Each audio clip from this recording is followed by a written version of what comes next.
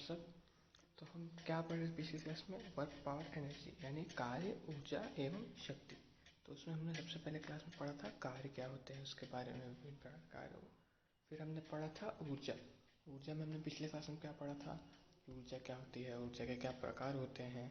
फिर हमने एक प्रकार पढ़ा था गति ऊर्जा। गति ऊर्जा क्या होती है, उसको कैसे लिख सकते हैं, उस पर कुछ क्वेश्चंस किए थे। तो हम आज आगे बढ़ते हुए पढ़ेंगे पोटेंशियल एनर्जी यानी स्थिति ऊर्जा। स्थिति ऊर्जा क्या होती है? तो the energy possessed by a body due to its position और shape is called potential energy. यानी किसी वस्तु पे उसके स्थिति या फिर उसके आकार के कारण जो ऊर्जा आती है उसे हम क्या कहते हैं, स्थिति ऊर्जा। जैसे यहाँ देखिए, इस बलून में जब हमने हवा भर के इसको बांध दिया तो इसमें इसका आकार में स्थिति में परिवर्तन के कारण जो ऊर्जा आएगी उसे हम स्थिति ऊर्जा कहेंगे।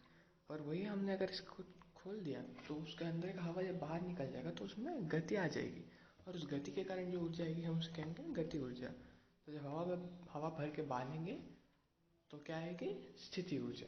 ठीक है बच्चों। या फिर आप कोई और एग्जाम्पल भी ले सकते हो, कोई और उदाहरण ले सकते हो। जैसे आपने रबर बैंड को आपने खींचा, दोनों ओर खींचा तो वो क्या होगा, एलोंगेट होगा। तो उसके कारण जो ऊर्जा आएगी वो क्या कहेगी, हमारी स्थिति ऊर्जा।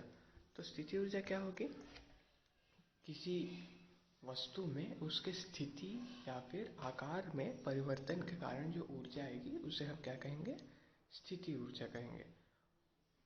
ठीक है बच्चों। और उसका एकम क्या है, जब हमने क्या क्या का एकम बताया था। सबसे पहले हमने चालू किया था कार्य से। कार्य का एकम क्या था, जब। उसके बाद हमने पढ़ा ऊर्जा। ऊर्जा का एकम क्या था, जब। फिर हमने पढ़ा गति ऊर्जा, उसका एकम क्या था, जब या फिर न्यूटन मीटर। इन दोनों में होता तो उस हिसाब से स्थिति ऊर्जा का एकम भी क्या होगा, जूल ही होगा। ठीक है बच्चों।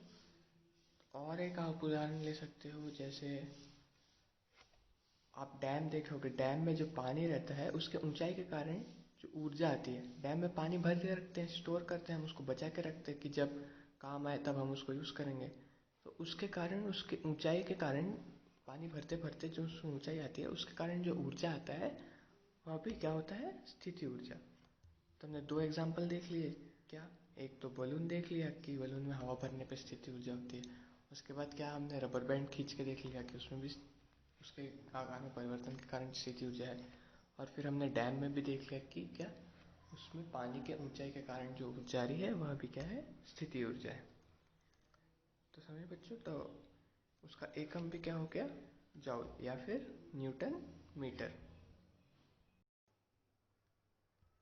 तो जैसे हम काइनेटिक एनर्जी को कैसे लिखते थे, हाफ एम वी स्क्वायर, जहाँ एम क्या था, किसी वस्तु का द्रव्यमान, और वी क्या था, वस्तु का वेग। वैसे ही हम पोटेंशियल एनर्जी यानी स्थिति ऊर्जा को भी लिख सकते हैं। कैसे, the potential energy EP is equal to work done over an object M to raise it by height h। यानी कि दस EP इक्वल टू mgh। यानी कि कोई वस्तु है जिसका द्रव्यमान m है और आपने उसको h हाइट की ऊंचाई पे लेके गए, तब उसका द्रव्यमान, तब उसके स्थिति ऊर्जा को हम कैसे लिख सकते हैं, m इंटू h इंटू जी। यहाँ जी क्या है, जो गुरुत्वाकर्षण बल के कारण जो प्रवेग आ रहा है उसे हम क्या कहते हैं, जी, एक्सेलरेशन ड्यू टू ग्रेविटी। यानी जो गुरुत्वाकर्षण बल लगता है, जब बॉल पे इस प्रकार जो गुरुत्वाकर्षण बल लगता है, उस बल के कारण जो प्रवेग आ रहा है उसे हम क्या कहेंगे, एक्सेलरेशन ड्यू टू ग्रेविटी या फिर गुरुत्वाकर्षण बल के कारण प्रवेग। तो जो वो जी का वैल्यू होता है वो हमेशा एक ही रहता है, फिक्स रहता है। जैसे धरती के लिए वो कितना है, 9.8 मीटर पर सेकेंड स्क्वायर, यानी 9.8 मीटर पर सेकेंड स्क्वायर। कहीं भी धरती पे आप जाओगे तो गुरुत्वाकर्षण बल उतना ही लगेगा। लेकिन हम अपनी कैलकुलेशन इजी करने के लिए इसको कितना लिख लेते हैं, 10 मीटर पर सेकेंड स्क्वायर। लगभग आसपास ही है, तो इसलिए जब हम कोई क्वेश्चन करते हैं तो 10 ले लेते हैं ताकि क्वेश्चन सॉल्व करने में आसानी मिले हमको। पर हर जगह ये कितना होता है 9.8 मीटर पर सेकेंड स्क्वायर। अगर आपको क्वेश्चन में बोला है कि इतना ही लेना है तो आपको इतना ही लेना पड़ेगा, 10 नहीं ले सकते आप। अगर क्वेश्चन में नहीं दिया है तो आप 10 ले सकते हैं। ठीक है बच्चों, तो क्या होगा स्थिति ऊर्जा का फॉर्मूला EP इक्वल टू, यानी energy due to potential energy, यानी स्थिति ऊर्जा कितना होगा M into g into h, जहाँ M क्या है द्रव्यमान, G क्या है गुरुत्वाकर्षण बल के कारण प्रवेग, H क्या है जिस ऊंचाई पे आप वस्तु को लेके जाओगे वो ऊंचाई। ठीक है, और G का वैल्यू कितना है 9.8 metre per second square, 9.8 metre प्रति सेकेंड स्क्वायर, या फिर उसको आप लगभग 10 लिख सकते हो। ठीक है बच्चों, तो इस पर एक क्वेश्चन कर लेते हैं। तो यहाँ क्वेश्चन दिया है what will be the potential energy if a ball of 2 kg is thrown vertically upwards to height of 3 metre, here G equal to 10 metre per second square. तो पहले क्वेश्चन क्या है वो समझ लेते हैं। यहाँ दिया है एक बॉल है जिसको ऊपर की वर्टिकली अपवर्ड मतलब एकदम सीधा ऊंचा, कोई एंगल पे नहीं, एकदम ऊंचा में फेंका गया। कितने इसका द्रव्यमान कितना है 2 किलो, और कितने ऊंचाई पे फेंका गया इसको 3 मीटर, 3 मीटर की ऊंचाई पे गया है नीचे से, ग्राउंड से। ठीक है बच्चों, और यहाँ द्रव्यमान कितना दिया है, सॉरी गुरुत्वाकर्षण बल के कारण प्रवेग कितना दिया है 10 मीटर पर सेकेंड स्क्वायर। तो यहाँ इसने बोल दिया कि 10 ले सकते हैं तो हम 10 ही लेंगे। तो हमारे पास फॉर्मूला है EP equal to M into g into h. तो हमको द्रव्यमान कितना दिया है M 2 किलो, G हमें पता है कितना 10 मीटर पर सेकेंड स्क्वायर, और हाइट कितना है 3 मीटर। तो कितना हुआ 2 इंटू 10 20, 20 इंटू 60, 60 जूल। हमने क्या बताया था स्थिति ऊर्जा का एकम जूल या फिर न्यूटन मीटर। ठीक है बच्चों, समझ गए आप सब? एक बार और देख लीजिए सफाई से।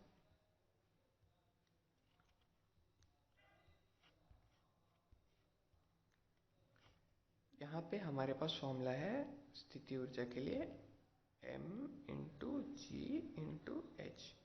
यहाँ हमारे पास M कितना है, मतलब द्रव्यमान कितना है 2 किलो, गुरुत्वाकर्षण बल के कारण जो प्रवेग है वो कितना है 10 मीटर प्रति सेकंड स्क्वायर, कितने ऊंचाई पे लेके गए हम 3 मीटर। तो कितना होगा 2 2 दूनी 10, 20, 20 गुनी 3 60, 60 जूल। समझ गए बच्चों? तभी हमने क्या क्या पढ़ा कि स्थिति ऊर्जा क्या है, किसी वस्तु की स्थिति ऊर्जा क्या है, जब किसी वस्तु में स्थिति आकार के कारण जो परिवर्तन आता है उसके कारण जो ऊर्जा आता है उसे हम स्थिति ऊर्जा कहते हैं। उसका एकम क्या है जूल या फिर न्यूटन मीटर। फिर स्थिति ऊर्जा के प्रकार पढ़े, क्या क्या पढ़े हमने, gravitational potential energy, elastic potential energy.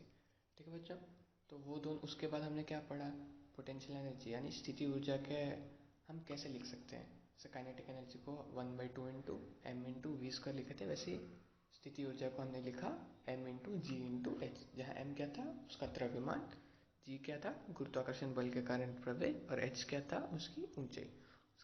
ठीक है बच्चों, अब आगे बढ़ते हैं। तो अब आगे आता है मैकेनिकल एनर्जी। मैकेनिकल एनर्जी यानी क्या होता है, मैकेनिकल एनर्जी या फिर उसको हम बोलते हैं यांत्रिक एनर्जी, यांत्रिक ऊर्जा, एनर्जी में यांत्रिक ऊर्जा या फिर mechanical energy. The total sum of kinetic and potential energies is known as mechanical energy. यानी हमने क्या क्या पढ़ा था, हमने पढ़ा था गति ऊर्जा और स्थिति ऊर्जा। तो हम जब गति ऊर्जा और स्थिति ऊर्जा, एक वस्तु की गति ऊर्जा और उसकी स्थिति ऊर्जा को जब हम जोड़ देते हैं तो वो क्या बनता है यांत्रिक ऊर्जा। उन दोनों का सम्मेलन या जोड़ेंगे तो वो कितना होगा, वो क्या होगा यांत्रिक ऊर्जा। The total sum of kinetic यानी गति ऊर्जा एंड पोटेंशियल एनर्जी यानी स्थिति ऊर्जा, उन दोनों के जोड़ को हम क्या बोलते हैं मैकेनिकल एनर्जी। यानी अगर किसी वस्तु की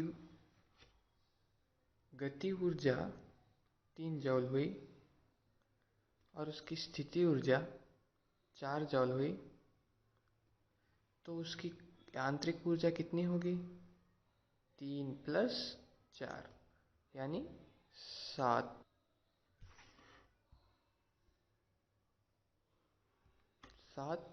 जॉल। ठीक है बच्चों, तो उन दोनों के जोड़ को हम क्या बोलते हैं? यांत्रिक ऊर्जा। कैसे निकालना है आपको समझ में आ गया? अभी आगे और देखेंगे। ठीक है, अभी आगे बढ़ते हैं। Law of conservation of energy यानी ऊर्जा संरक्षण का नियम, यानी ऊर्जा का कैसे संरक्षण होता है। तो क्या है देखते हैं।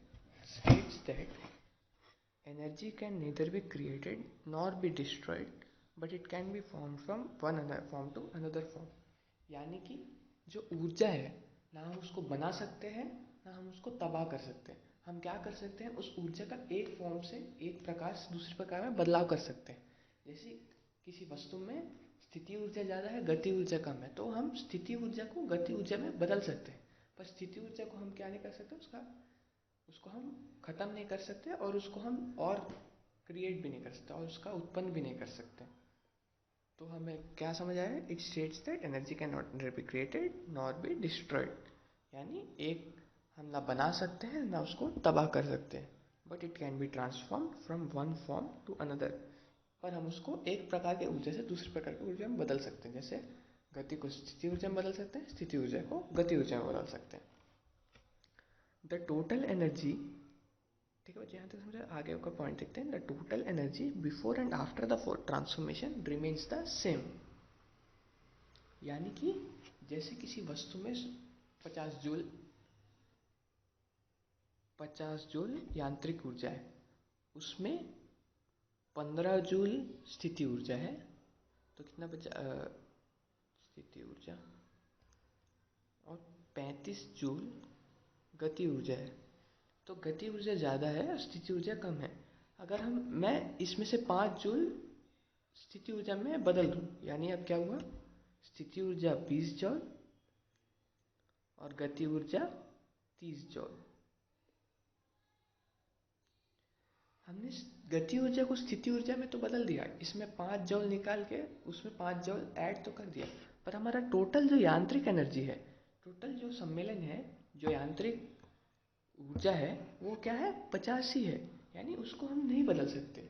अगर हम ऊर्जा को एक प्रकार से दूसरे प्रकार में बदलेंगे तो भी जो यांत्रिक ऊर्जा होगा वो क्या रहेगा? जो पहले था वो ही रहेगा, ना कम होगा ना ज़्यादा होगा। ठीक है बच्चों, समझे? और एक बार देख लेते हैं। तो ऊर्जा का संरक्षण क्या बताता है हमें? कि हम ऊर्जा को ना बना सकते हैं ना तबाह कर सकते हैं। हम उसको क्या कर सकते हैं? हम उसको एक प्रकार से दूसरे प्रकार में बदल सकते हैं, पर जो यांत्रिक ऊर्जा होगा वो ना कम होगा ना बढ़ेगा। ठीक है। और दूसरा क्या? The energy before and after transformation remains same. यानी कि अगर आपने ऊर्जा का परिवर्तन किया भी, एक प्रकार के ऊर्जा को घटा के दूसरे प्रकार का ऊर्जा बढ़ाया भी, तो भी हमारा जो यांत्रिक ऊर्जा रहेगा वो क्या होगा? ना घटेगा ना बढ़ेगा, वो जितना था उतना ही रहेगा। ठीक है बच्चों, तो इस पर हम एक क्वेश्चन कर लेते हैं। What is law of conservation of energy, यानी कि ऊर्जा का संरक्षण क्या है। तो हमने क्या बताया कि ऊर्जा को ना हम बना सकते हैं ना ही तबाह कर सकते हैं। हम क्या कर सकते हैं? उसको एक प्रकार से दूसरे प्रकार में बदल सकते हैं, पर ना बना सकते हैं ना तबाह कर सकते हैं। हम ऊर्जा को ही एक ही प्रकार से, जितना ऊर्जा है उसको कुछ भाग को दूसरे प्रकार में बदल सकते हैं। और अगर हम बदलेंगे ऐसा, जैसे गति ऊर्जा से कुछ भाग निकाल के स्थिति ऊर्जा में बदलेंगे, तो भी जो टोटल यानी यांत्रिक ऊर्जा होगा, दोनों का सम्मेलन, दोनों को जोड़, वो क्या रहेगा? जितना पहले था उतना ही रहेगा, वो नहीं बदलेगा। ठीक है, तो आगे और है। ये पहला भाग था क्वेश्चन का। दूसरा भाग, if a body has total mechanical energy of 100 joule and 30% of it is converted into kinetic energy, what is the potential energy of the body। ठीक है बच्चों, पहले क्वेश्चन समझा देता हूँ। अगर कोई एक वस्तु है, उसका यांत्रिक ऊर्जा यानी kinetic energy plus potential energy, स्थिति ऊर्जा और गति ऊर्जा का सम्मेलन दिया है हमें कितना? 100 जॉल। इसमें कुछ भाग स्थिति ऊर्जा का है, कुछ भाग गति ऊर्जा का है। तो इसमें से हमें क्या पता है कि यांत्रिक ऊर्जा 100 जूल है। उसके आगे क्या बोला है, 30% of its is converted into kinetic energy, यानी इसका 30%, टोटल यांत्रिक ऊर्जा का 30% हमने क्या किया, गति ऊर्जा में बदल दिया। तो हमारा गति ऊर्जा कितना हो जाएगा, हमें पता है 30%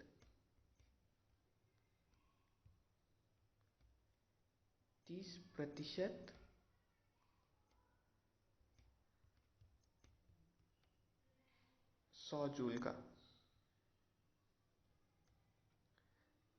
30, इसको हम कैसे लिख सकते हैं, 30/100 इंटू 100। तो ये 0 और ये 0 कट गया, तो ये कितना आ गया, 30 जूल। तो 100 जूल का 30% हमने कितना निकाला, और एक बात देख लीजिए,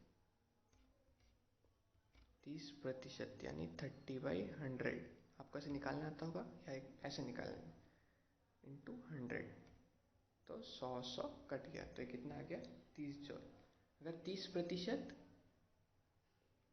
अगर हमारा यांत्रिक ऊर्जा 50 जूल होता तब 30% कितना होता उसका, 30/100 इंटू 50, 2 गुनी 15, तब इसका आधा हो जाता 15 जूल। पर अभी हमें कितना दिया है, 100 जूल, तो हमारा उसका 30% कितना आएगा, 30 जूल। तो अब हमारे पास क्या आ गया, यांत्रिक ऊर्जा कितनी है हमारी, 100 जूल, गति ऊर्जा कितनी है, 30 जूल। तो हमें क्या पता है, गति ऊर्जा प्लस स्थिति ऊर्जा इज इक्वल टू यांत्रिक ऊर्जा। तो यहाँ गति ऊर्जा कितनी है, 30, प्लस यांत्रिक स्थिति हमें पता नहीं है, यांत्रिक कितनी है, 100। तो हम उसके हिसाब से, यहाँ ये प्लस है तो उधर जाएगा तो क्या हो जाएगा, माइनस। तो स्थिति ऊर्जा कितना आएगा, 100 माइनस 30, यानी 70 जूल। ठीक है बच्चों, समझे आप लोग, एक बार और देख लीजिए।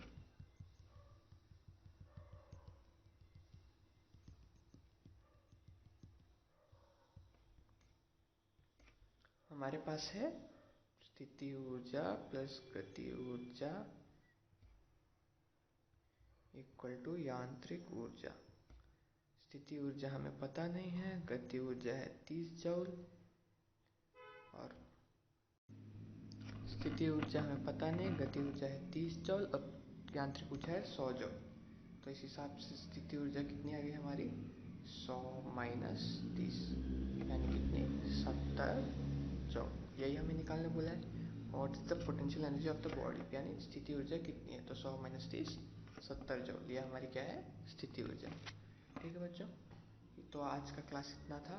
आपको कुछ समझ नहीं आया हो तो आप यूट्यूब पे डिस्क्रिप्शन उसमें लिख सकते हैं, और इस पे आपको क्वेश्चंस मिलेंगे कब, परसों शाम में, तो आप उनको सॉल्व करिएगा, और उसमें कुछ डाउट होगा तो पूछिएगा। ठीक है बच्चों, थैंक यू, बाय।